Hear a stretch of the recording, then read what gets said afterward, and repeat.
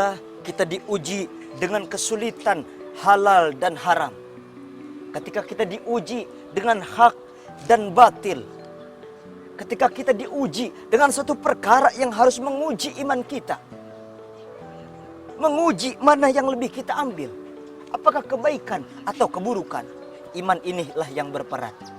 Ya Allah, kalau ngomong bicara masalah ujian, ujian itu terkadang lahirnya ada yang baik, ada juga yang buruk. Ada orang yang diuji dengan kesakitan, diuji dengan penyakit-penyakit. Ada yang sakit A, sakit B, sakit C. Tapi ada juga orang yang diuji dengan kenikmatan. Bahwasanya kita diberikan kekayaan, diberikan kenikmatan, bahkan diberikan kesakitan. Itu semua ujian kepada kita. Sepandai apa kita menyikapinya? Sepandai apa kita pandai iman ini jadi pondasi yang paling hebat, filter yang paling bagus. Kalau kita lagi berbuka puasa pemirsa, lihat ketika datang berbuka puasa ujian semakin besar. Setelah sholat asar badan begitu lemas. Rasanya langkah ini sudah mulai gontai.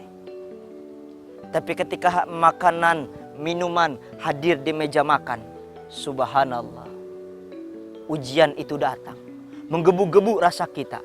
Ketika kita jalan melihat es cendol, kita beli. Ketika kita jalan melihat bubur sumsum, kita bawa. Ketika kita jalan melihat cendil, cimol, dan sebagainya, kita ambil, kita bawa pulang. Seakan-akan itu semua akan mampu kita habiskan ketika kita berbuka puasa. Bukankah itu sebuah ujian? Bukankah itu sebuah tempat di mana Allah akan mengukur bagaimana ketamakan seorang hamba, bagaimana seorang hamba menilai dirinya, bagaimana kita mampu melihat sampai mana kapasitas kehidupan kita. Ya Allah, kita siapkan makanan begitu banyak, kita siapkan minuman begitu banyak, tapi ketika kita berbuka puasa, seteguk air, sepotong roti, sebutir kurma, cukuplah perut kita. Kemana tadi rasa yang besar, yang rasanya ingin kita makan semuanya? Kalau perlu orang lain tidak perlu kebagian. Iman menjadi pondasi terbesar. Wajar kalau Rasul berpesan kepada Abu Dzar Ghifari, perbaiki iman kita. Bagaimana caranya memperbaiki iman ini? Mentajdid, memperbaharui. Caranya dengan makin dekat kepada Allah Subhanahu wa taala. Ramadan syahrul Quran, bulan di mana Al-Quran diturunkan. Maka Ramadan ini penambah iman kita dengan kita membaca Al-Quran.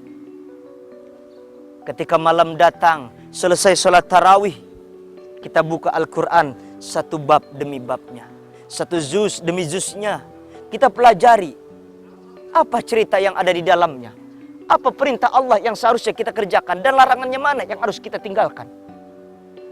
Indah rasanya kalau kita berangkat di malam hari bulan Ramadan, setiap masjid ke masjid, musola ke musola, bahkan rumah ke rumah, yang terdengar alunan ayat-ayat suci Al-Quran.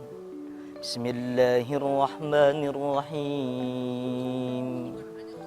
Tabarakalladzi biyadihil mulk wa huwa ala kulli syai'in qadir.